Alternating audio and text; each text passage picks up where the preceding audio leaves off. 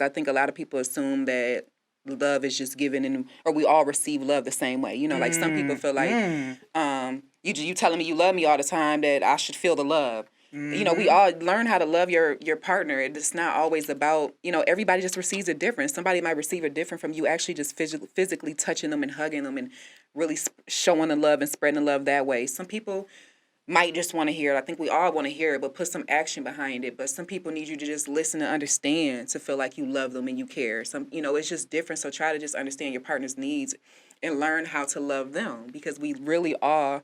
We're taught different types of love. Some of us weren't loved. Some of us don't know how to love. And again, we all receive love differently. So that is, I think, a big key to that is happy super relationship. big, super big. And if you guys aren't familiar with the book, The 5 Love Languages, there's actually like a quiz or something you could take, you and your partner can take, and you guys to find out what your love language is. So the love languages are, 1 is words of affirmation. 2 is gifts. So words of affirmation, that's, I love you. I love you. I love you. I love you. I love you. I love you. 2 is gifts. Here you go, baby. Here go some roses. Here go that Versace bag. 3 is acts of service. So I'm thinking that's like, just being creative, maybe planning an event or something, or doing something special that you may have heard your partner talk about or something like that. 4 is quality time. So, walk through the park or just sitting there watching a movie with your partner, actually sitting at the dinner table, whatever it is. And 5 is physical touch. So, being affectionate all the time and stuff like that. So those are the 5 love languages. And until you really understand your partner's love language, like it's going to be a struggle. But once you really understand their love language, like yours might be gifts. I might be the type of person like, yo, I know she loved me because she bought me this bag. She bought me this. She bought me that. She loved me. Whereas my partner might just want to hear that shit. She might want to hear it every morning and make sure I say, which my fiance is actually like that. Every morning, I love you. At night, I love you. I love you. You're beautiful. You're amazing. You're the best thing that's ever happened to me. I'm proud of you. Just words like that. Right. Yeah, words like that. Then it may be another relationship where there's somebody who likes to just cuddle all the time. Like, I'm not really too much of a cuddler, I think, because I'm an entrepreneur and our minds are always going. But my fiance is a cuddler. You know what I mean? I ain't really too pressed about too much quality time. You know what I mean? Like, she wants it more than I do, should I say. But you have to know those things so that you know how to love your partner. Exactly. It's not about how you want to be loved. Their love language can be, and usually is, completely different than yours. Right. And I'm telling you, once you get it, y'all, it's going to be, I don't want to say a breeze, but it's going to be... It's going to help a lot. Smooth So sailing. you're saying it's a quiz that they can take as a couple that will then identify what the love languages is for each. So then that way they can know how to... So they can just, Google it? Or just Google it. It's like a assessment or a couples quiz. Actually, it's right here. It's a couples quiz. So y'all Google it. It's very short. Take the time to do it. If you really want to...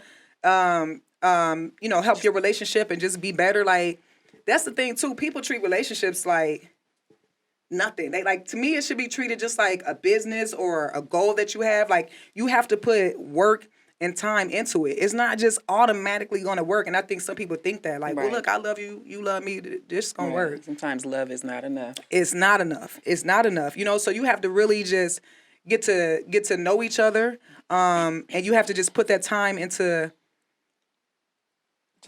just figuring it out. Like, even if it's like this, like doing a quiz, that's you investing into your relationship. Right. You know what I mean? Like, and I know some of y'all have heard this before and some of y'all still won't get off this podcast and not do it. Mm-hmm. You feel me? But do little stuff like that. Counseling. People scared of counseling. You don't have to be arguing and shit to sign up for counseling. You can sign up for counseling before that. You know what I mean? But if you are struggling, sign up for counseling. Get a third perspective. Sometimes what we're telling our partner may be true, but we've said it so many times that it's just like goes in one ear and out the other. Mm-hmm. So they may need to hear it from a professional, a third party. You know what I mean? But just like, I read books, I read stuff all the time on just how to be a better partner, how to love an Aries. My fiance is an Aries. Just anywhere I can get some tips on how to just really make her feel good, because I know if I make her feel real good, she's going to make me feel real good. I'm reading it. You know what I mean? So just invest into your relationship.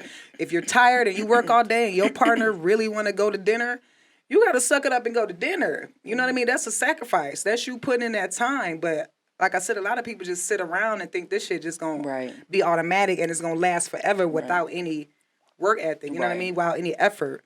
So and that's just real love to the point where you even care enough to do that, because I feel like you got to really love somebody to even care enough to care about how to make sure they feel the best, and how to, you know, a lot of people in relationships for the wrong reasons, such as, you know, I know some people who are just in relationships just because there's kids involved, you know, and they just don't know how to exit out of it, instead of trying to, you know, or so they don't really care about maybe trying to, you know, compromise and make things better. They don't really have that love there. They're just sticking around for the kids, which I know can be tricky, especially I just know me as being a mom, I always wanted to raise my son with his father in the same home.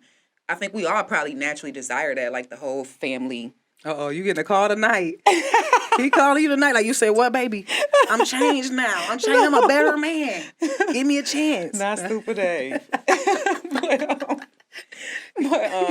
But you know, I think that's interesting, like, because some people do that, and I think it's unfortunate, and it is a catch-22, because I know it really breaks the kids, and they're just like, you got to figure out how to split the kids. Are they staying with the mom or the dad? Are they, you know, trying to make sure the kid is not feeling some type of way? I know I would be surprised when I would hear stories from adults talk about how they weren't the same since their parents divorced, or just stuff like that. And I know I could probably never understand that, because I've always been in a single parent home with our wonderful mother.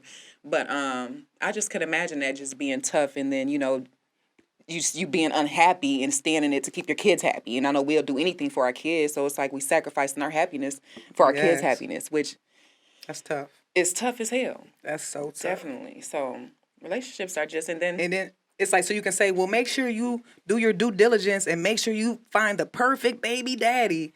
Man, look, they be great for like 5 years, and then some shit happen, and you know, they say you don't really know somebody until you really go through some shit, or until they go through some shit. And sometimes they don't go through some shit until 5, 7 years later down the line, and that's when they're tested, and that's when you see who they really are in these type of situations.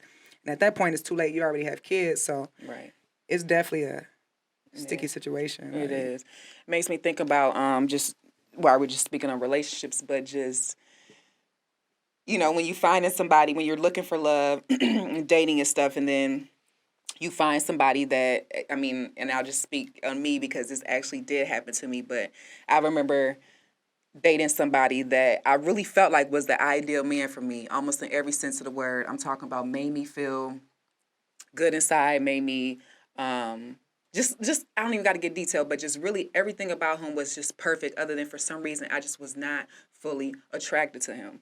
And I just could not figure that out. Seriously, I never was attracted from day one. I just, you know, he was cool, and I just gave him a benefit of doubt or a chance or whatever, and didn't really even intend on going nowhere with him as far as relationship wise.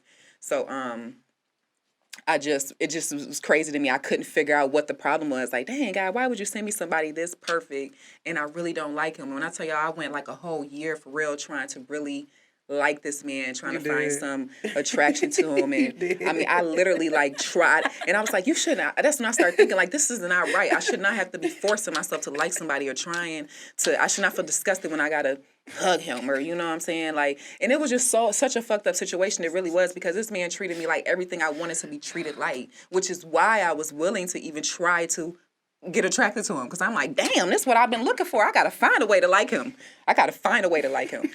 I never found it, but I just always thought that was interesting, and I always just wondered why. I don't know if God brought that to me to show me that the type of man I want and desire and deserve is out there. Unfortunately, it wasn't him, but it just gave me a taste of it. Like, this is what you're supposed to have. I don't know the lesson in it, but I, to this day, cannot find myself attracted to him. He, to this day, would date me if I wanted to date him. He's a great guy. But I remember even talking about it on social media, and people was just a little like, how can you? And that's crazy. I mean, people was judgmental. People just had a bunch of different things to say. It was actually Mr. 2 Weeks page, and I'm just like, look, I can't explain it. You had commented on a post he had, right? And then they was, I remember, because people was telling me like, are you wasting his time, and that's unfair to him. And a little bit people know I actually would communicate with him and tell him how I felt. You did. He the one that would make me feel like, well, in due time, and I just think with a little bit of time. So I was always very open, never played with him, never wasted his time, wasn't using him for nothing. I was genuinely trying to like him because he was really a good man, and I just never did. So that just is funny, you know. Relationships are just interesting, and just who you encounter. I remember you going through that. I remember some days you'll wake up like, he was cute today. Like, he was kind of cute today. I think I could do this. I think I could do this. And then it'd be like a week later, she come like, I can't do it. I'm like, dang. Because he was a really awesome dude. Yeah. He was. He still is. He still is. Absolutely. But I'm telling y'all, so look, if somebody got some advice. If he knows, well, he probably doesn't watch. If he does, it's all love because it ain't nothing new and I still got nothing but. And he knew it, so this ain't no secret. Right. But anybody else that experienced that, like, I don't know what that meant. It just, because I know even he would say, well, love is a decision. You got to choose. You should be able to choose. I'm doing everything for you. I'm doing blah, blah, blah. You got to choose to. And I that stuck with me. I'm like, okay, well, I'm going to choose to like you. And I tried to like, I'm like, okay, I like you. And it just, but my body wouldn't adjust. Like, my body wouldn't, I could make it come out my mouth, but my body would not, I just, for some reason, the attraction was never there. And I'm like, how can you be with, then I thought, okay, well, maybe I can just settle for this. And, we just might not be affectionate and, just be more of like business partners. But I'm like, no, I don't want somebody that I don't want to just grab, hug, and kiss up on and just, I don't want nobody that I don't want to be so I was like, no, I don't think that's going to work. And I don't want that type of love. Because you like affection. So to be with somebody you're not affectionate with, yeah. you weren't going. Woo,